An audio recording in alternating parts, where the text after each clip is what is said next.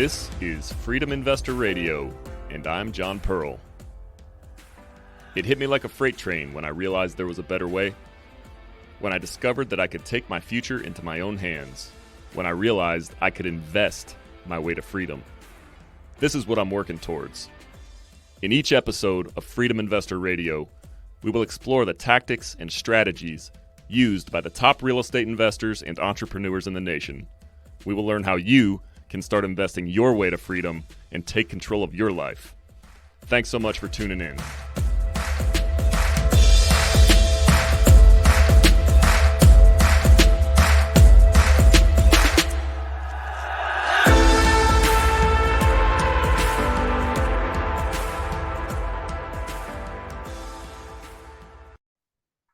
What's going on, everybody? Welcome back to another episode of Freedom Investor Radio. I'm your host, John Pearl, and today I am joined by Dave DeVito, who is a recent full-time real estate professional investor. He exited the W-2 world not too long ago, and that's something we'll get into today a little bit. But Dave, welcome to the show today, and I'm just going to pass it over to you if you want to give us a high-level background of what it is you're doing now and how you got there. Yeah, no, thanks, John. I appreciate the invite. It's great to join you today. Yeah, I'm Dave DeVito. I am here in Fairfield County, Connecticut, right outside of New York City, about 40 miles outside of the city here. And I do a lot in real estate. I'm a licensed realtor with Keller Williams here. I've been an agent for about 2, and I'm also a wholesaler of residential real estate, getting into commercial a little bit. I've been doing that for about 8 years. That's how I got started in the business. I am also a private money lender. I work with a pretty powerful private money lender who I help my clients fund their properties and fund their deals, which has been a great experience. And I'm an investor myself, mostly residential real estate. I've owned 1 to 4 family properties here in Connecticut, and it's great to be here. What I'm really looking to do is become a full service resource for investors as well as retail-based buyers and sellers themselves. As I say, as a wholesaler, I could find people their deals off market that a lot of other traditional realtors don't know about for a below market price. As a lender, I could help them find creative financing to do that, and creative financing and seller financing in general, something I'm pretty well versed at as well. And as a licensed agent, I can help them sell their deals as well. If it's an investor, or again, if it's a retail based buyer looking for a home for they and their family to live in personally as their primary residence, I definitely am working that angle as well. So it's been a great ride. I'm still definitely evolving, which I'm sure we'll talk about right now. No, it's very interesting. So Sure. if you could tell us a little bit about, so you were working a W-2 job, and then at some point the real estate investing started. And then what I didn't know about you is that there was the wholesaling piece side of it. There's the private money lender side of it and the agent. How did those aspects of real estate in your world kind of evolve?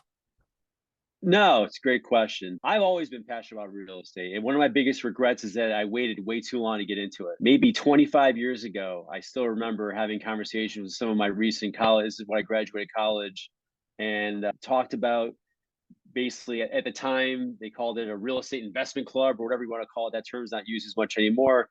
But then many young 20 somethings, we got good jobs in corporate America, had a good time in our 20s, and it just never came to be.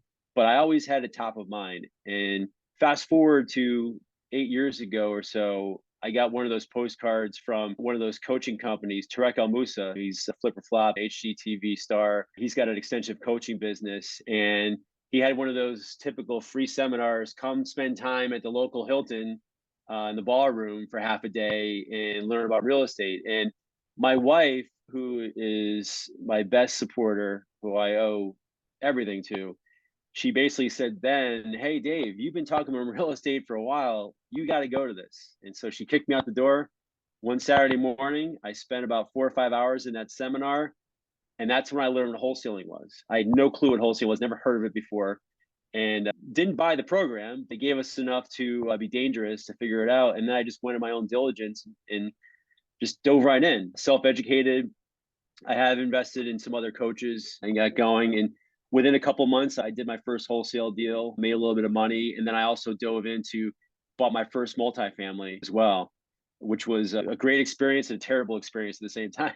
So that was the best learning. The best learning is by doing. And so Again, at the time, I was an executive in the advertising business in New York City. I worked on a lot of sales teams at a lot of media and ad tech companies like Newsweek and some YouTube based companies, social media influencer, event marketing, out of home, you name it. I've been in that business and it afforded me a great career. I really enjoyed it. But the past couple of years and such, real estate really just came to the forefront. And a guy my age, I said, if I don't really cut the cord and start trying this out and diving in full time, it's never going to happen. And so it was a risk. I've got a young family that I'm supporting, and I had a long talk with that amazing wife of mine that I just mentioned, and she said, "Hey, Dave, you've never let us down before, so give it a shot." And that was last November, 14 months ago or so. And so I'm right now building a little bit more of a holistic real estate business, as you heard. So while wholesaling is definitely a big core of what I do, I got my license, as I mentioned, about 2 years ago because I was passing on a lot of those leads that I couldn't make use of, that wouldn't give me the terms or the motivation or the price that I needed to wholesale to an investor with some profit. And so now that I've got my license, I'm building up a full service business in which, depending on the motivation or lack of the seller, I give them options, because options for people are a very powerful thing. I'm not one of those high pressure, unethical wholesalers or realtors out there. I calmly really explain what I do to sellers. I listen to them and I basically say, "Hey, how would you like to sell your house?" And I could give them those options. And that's what I'm trying to do to differentiate myself, because my personal brand is everything. That's my marketing background would come to mind.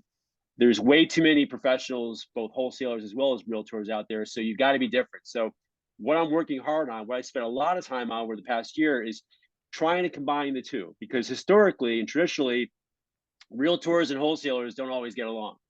And so as someone that is both, I think that's a big missed opportunity for both sides of those professions. And so I'm trying to really, I host a Clubhouse real estate group. I did a whole session about this, of how that missed opportunity is there.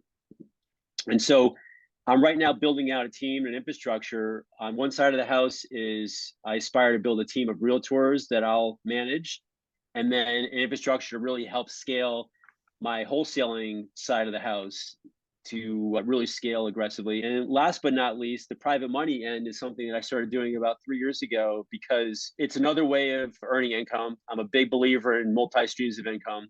And what I try to do is really provide the services that appeal to that real estate transactor, where, as I mentioned, I'm trying to help people just get the deals done. And that's the other thing about it. If I can help people get funding that otherwise couldn't, then obviously it's going to help me sell the deal that I'm trying to sell. And so I've been called anything from a real estate one-stop shop or real estate concierge.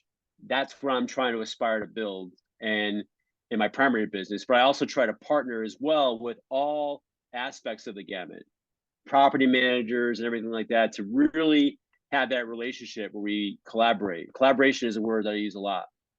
And that's the beauty of real estate, in my opinion. Of really the things that I don't have the time, because I can't be all those things personally. Being a wholesaler and a realtor and a private money affiliate lender is plenty, and that's the core. But all those other things, I've got great vendor partners who we work closely together to be able to fulfill any need my clients have. That's the responsibility, in my opinion, of any good professional, real estate or otherwise. Got it. And regarding the private You money know, lending, is that just money that you are personally lending out to folks who are trying to put deals together? Are you raising private capital and pooling it up to mhm. loan that out? Or what does that part of it look like? Sure. It's a great question. I'm aligned with a couple of different entities. So it's not my own personal money, although that is something down the road that I aspire to, but I'm not there yet. I've got a relationship with a company called Ion Capital Solutions. I've worked with them for a couple of years. And I also have a relatively new but very exciting partnership with a true private individual who's lending out his family's money, but he's also a very established third generation lender. So he's not just a wealthy individual who's trying to make a return on his money solely. He really understands the business, and I'm really excited to have found him, because I've been for quite a while trying to find someone like that, because he has a little bit more of the flexibility in his underwriting, which, as you as a fellow investor, is something that is very much appreciated. People will pay a premium to get a deal done that they otherwise can't find funding for.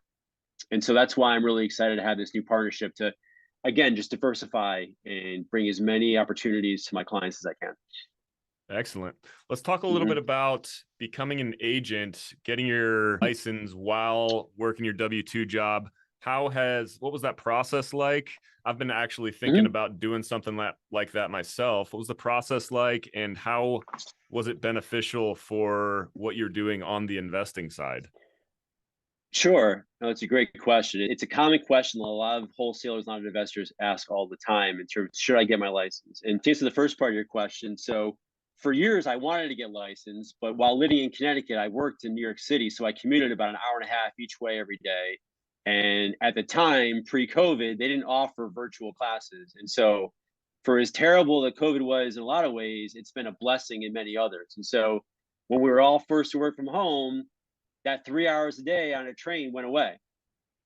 I don't miss that. I did not miss that whatsoever. But instead of sleeping in or not working, I use those 3 hours, and the combination of that, as well as the opportunity to then take these real estate licensing courses online. So I did the whole thing on Zoom.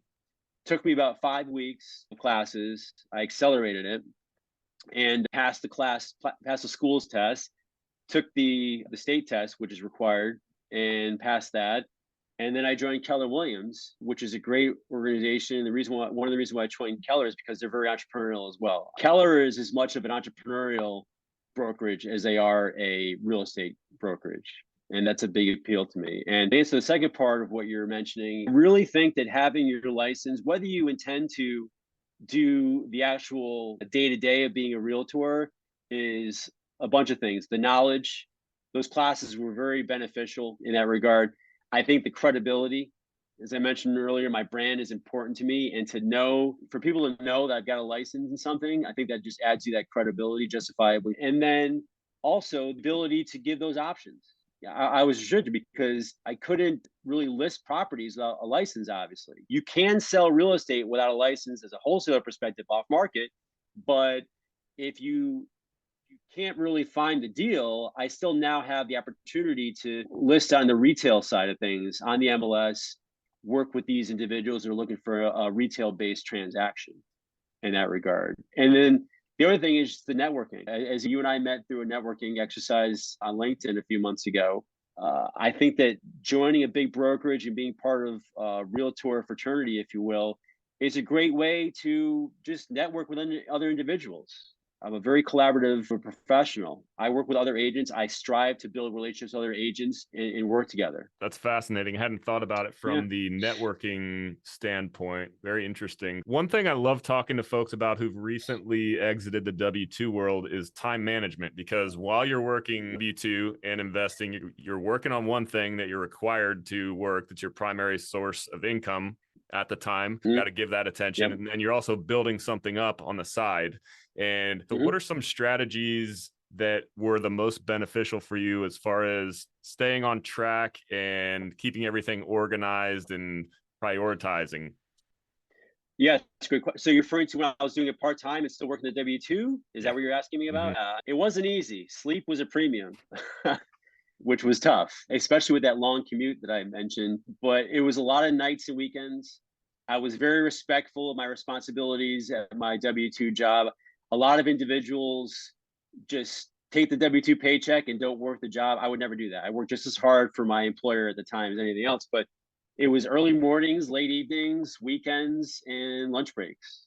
And it's crucial to really time block effectively and stay disciplined, which is not easy, especially in a very fluid based industry of any business, especially sales. And I'm referring to real estate sales now, right? You've got to basically, no transaction is a straight line. It's always the ebbs and flows, the personalities of your counterparts as the buyer or seller, whatever side of the transaction that you're on, the other side of it has different opinions, differing of yours, you've got to manage. And so it wasn't easy, but at the same time, and it sounds strange, it helped keep me on the focus, knowing that I didn't have limited time because and I wasn't working 40 hours. I was working close to 50 or 60 in my W-2 job. When I knew that time was a premium, it really tightened me. And admittedly, once I cut the cord last year and gone full-time real estate, not from a lack of work ethic, because I still work very hard, as my wife and family will tell you, but without that pressure of knowing that my time was as limited as it once was, the early stages of last year when I first left, I got a little bit distracted. And that's something that I am working really hard on to improve upon. I'm a sales and marketing guy. I'm a former writer as well. So creativity is one of my mindsets. But a lot of creative guys like me tend to have a lot of great big ideas.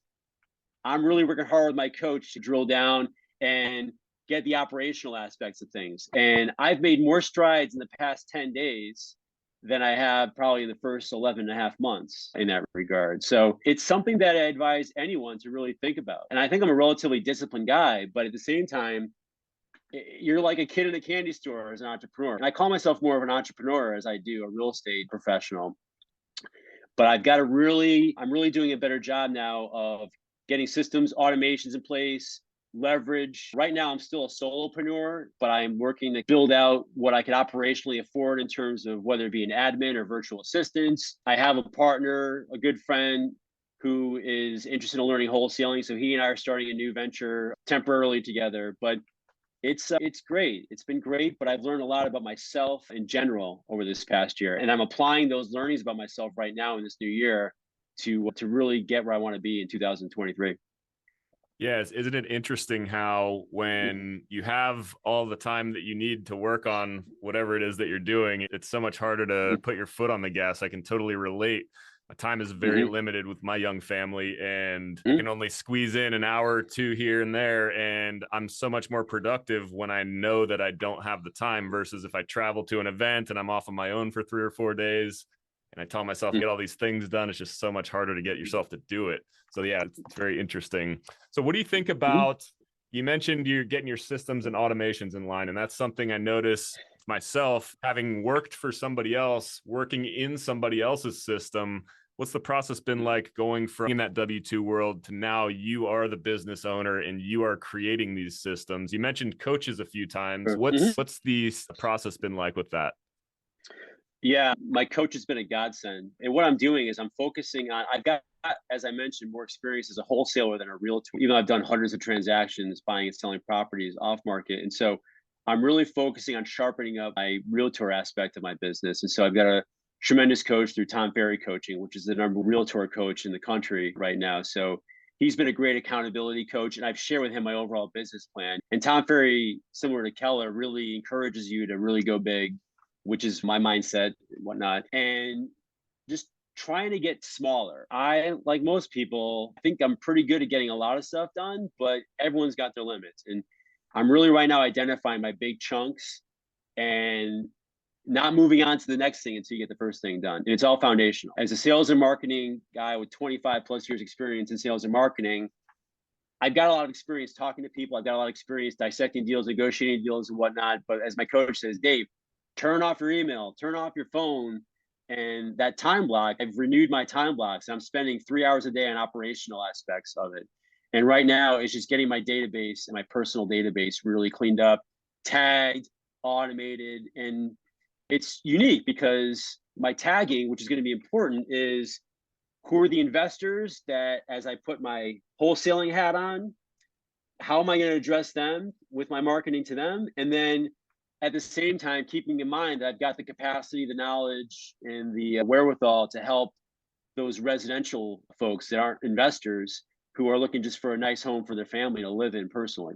And so the database right now is a big thing in that regard. Social media is my background, but at the same time, I've worked largely with some of the most talented marketers in the world from a Fortune 1000 capacity. But marketing for small business and marketing towards your own business is much different. And so right now, I'm really trying to apply anything. I'm big on Facebook. I have a Facebook group that's growing very rapidly here for Connecticut real estate that I'm excited about. That's really helped me build relationships, really trying to build my own personal brand. And so I appreciate you for inviting me to this great podcast of yours on here. I enjoy getting out there with that. I've got a nonprofit in town for dads in my town because being part of the community genuinely is a big part of being, I think, a really beneficial real estate professional for your clients in that regard. And then just doing a lot more reading. That's one of my resolutions, doing a lot more reading, taking time. I've started to do the miracle morning. I've been doing that the last 4 days since the calendar year turn. And in just those 4 days, it's been amazing. And I'm certain I'm going to stick with that. And last but not least is your health. getting healthier. Business aside, health is a must to really having the energy, the focus to really put into your own business. And that's another thing that I'm focusing on right now as well. Yeah, it all plays into each other. So you've mentioned a few times a word that I don't hear too much. I usually hear more networking, but collaborating. I love that. So what are some of Mhm. the best practices in your opinion as far as getting around the right people and providing value at the same time?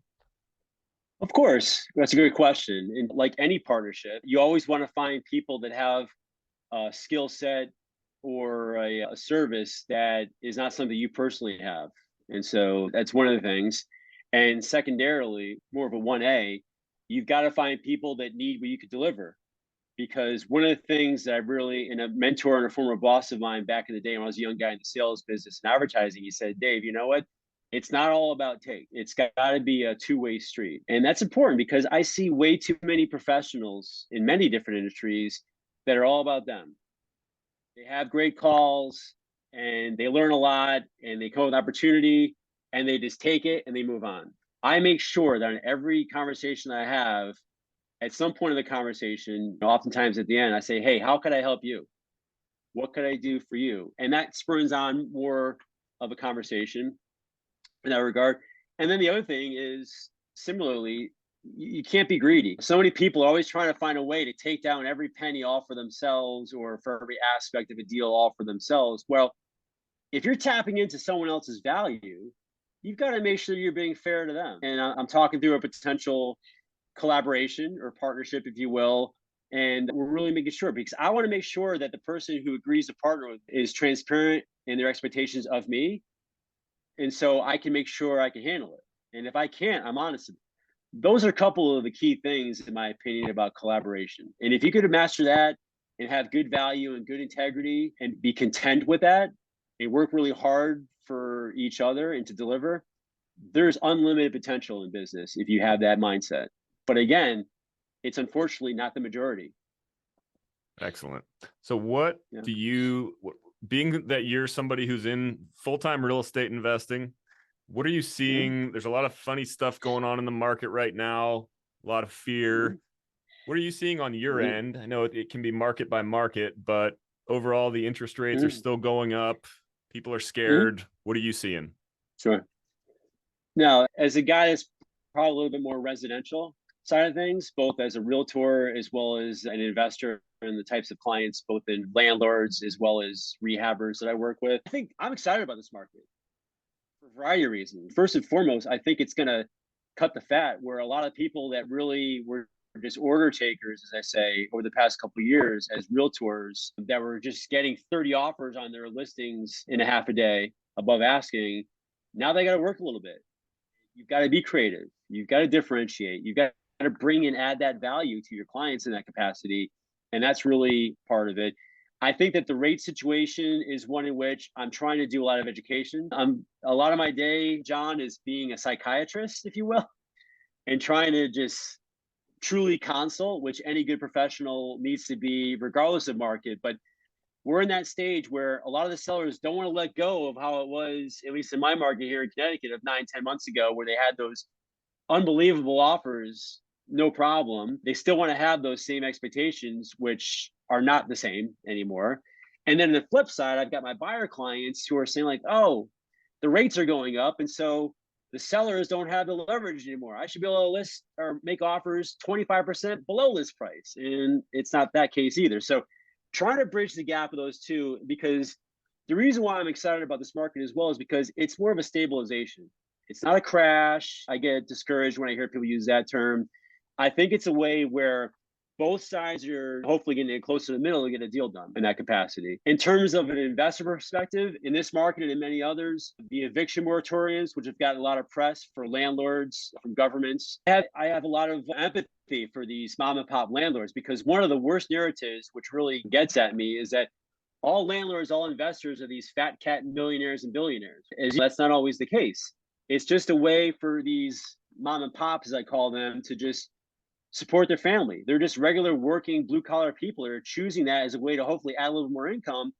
The problem is that the eviction moratoriums, and let me put a disclaimer, I am fully, as a landlord, I am very fair to my tenants. I try to work with them. I'm not one of the cold-hearted, but at the same time, a lot of tenants that I saw that didn't necessarily need these passes on their rental payments took advantage of these landlords. And I tell you this story because now what I'm starting to see is a lot of these smaller landlords are distressed and they haven't been able to pay their mortgages or pay their loans. And so there's a big need to help these landlords now. And that's one of the sectors out there. I think that seller financing is something that I've always been very passionate about. I'm very well versed in all kinds of types of creative financing.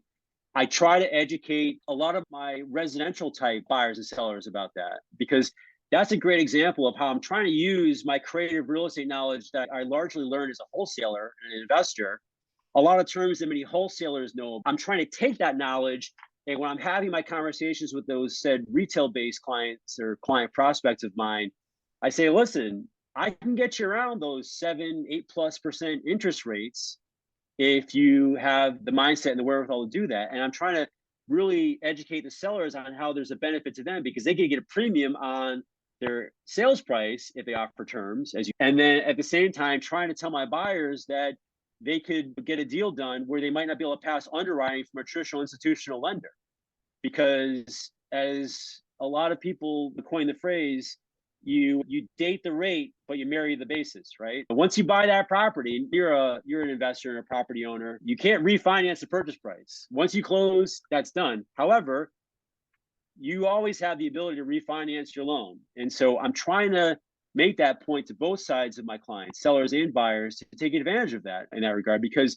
my residential buyers are seeing therefore more affordable purchase prices and also less competition. And so one of my biggest challenges is trying to educate my buyers right now to not wait on the sidelines. Oh, I'm just going to wait this out and see when the rates go back down. Okay, you could do that.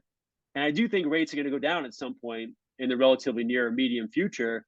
But again, it's a catch-22. When that happens, all the rest of the people that have that popular narrative as part of their DNA are going to be right there with you. And then it gets back to that whole scenario of 9 to 12 months ago where you had crazy competition for your prices. And what happens? The prices go up. And so again, it sounds like it should make a lot of sense, but it's not necessarily something that people could buy into because again, they just want to stick to what they know. And it's one of the hardest things about being a consultant, if you will, how I can really fit into their situation. Yeah, you said a lot of good things there. One being that I really agree with you on is this is a time of trimming the fat. If you look back with the at the charts over the past 20 years and you see the dips, you think to yourself, man, I wish I would have purchased then. This is likely going to be one of those times. So keep that in mind. And as you said, I also love that phrase. You marry the property and date them. In theory, if you buy now and the rates keep going up, then you bought at a good time.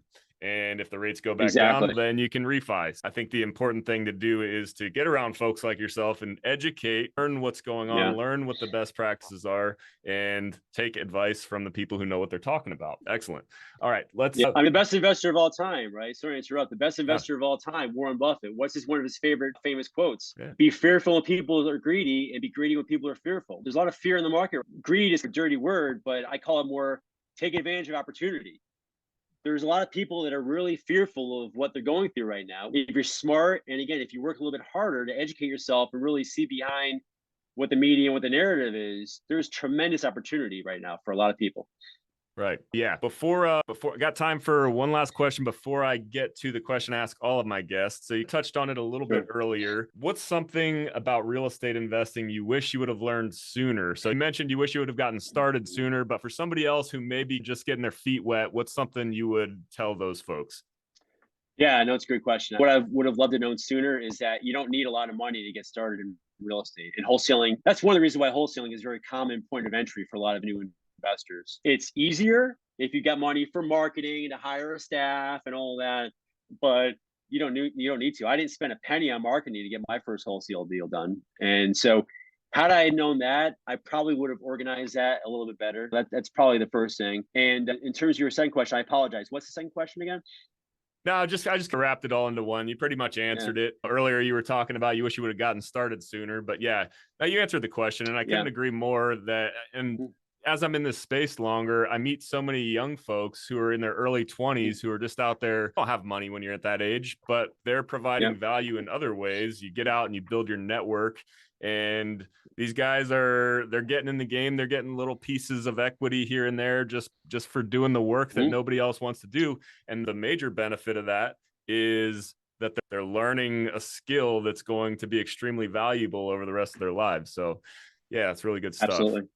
And absolutely. So Dave, last question. It's a question I ask all of my guests. We were chatting a little bit before the show about my W-2 situation. So I work at Diablo Canyon Nuclear Power Plant. It's the last operational nuclear power plant in California.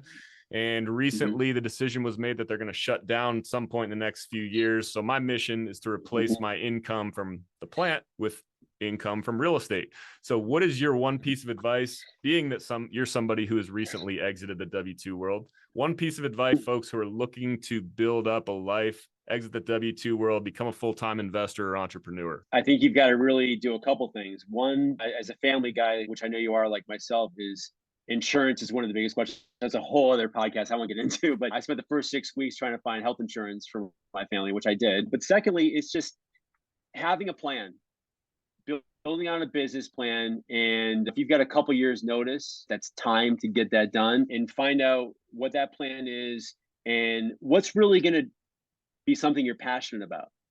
One of the best things about being an entrepreneur is you could choose what you do. That's why a lot of people do it, right? To have that freedom, not just of time, hopefully, but also freedom to do things that you enjoy in terms of your job. And so that's because if you don't enjoy what you're doing, if you don't love just jumping out of bed every morning to get things done, you're not going to succeed as an entrepreneur. It's too hard. It's not easy. And I'm learning that. And that's probably the couple pieces of advice that I would give. And then obviously, if you have a little bit of a runway on a nest egg, do that. You got to be financially responsible. No matter how successful, you're not going to ramp up overnight.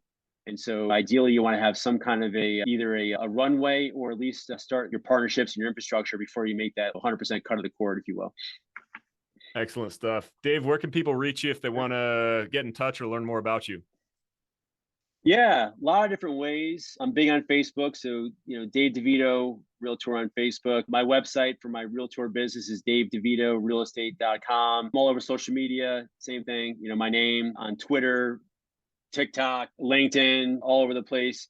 I've got a Facebook group called CT Off Market Real Estate Deals and Funding, the group that I told you about that I'm growing.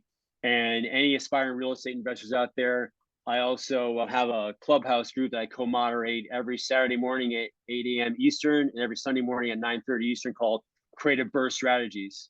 We've got a great group there, so it's great learning. We always have a good 80 plus people that are listening in for a good discussion. And please, anyone reach out to me. My email is dave@homebuyerct.com. You can reach me there, or davedevito@kw.com for my realtor business. And I enjoy mentoring people when I can and helping them get there and achieve what I hope to achieve. Excellent. Dave, I've really enjoyed the conversation today. It's nice to finally chat with you, quote, in person. Yeah, you too. And look forward to staying in touch with you on the socials. So, ladies and gentlemen, Dave DeVito, take care. Thanks all. Thank you for listening to Freedom Investor Radio. If you like what you heard, make sure to rate, review, subscribe, and share with a friend. Thanks again for listening.